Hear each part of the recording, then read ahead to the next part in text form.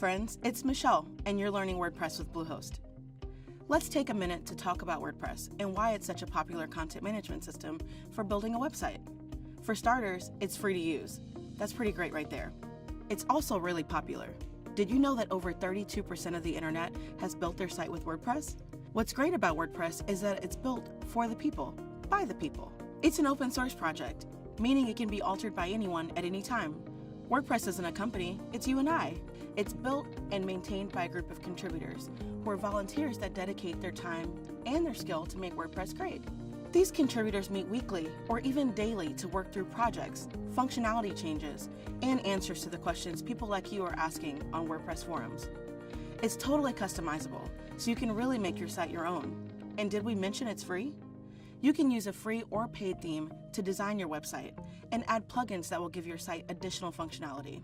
Like if you want to build a subscriber list for your blog, there's a plugin for that.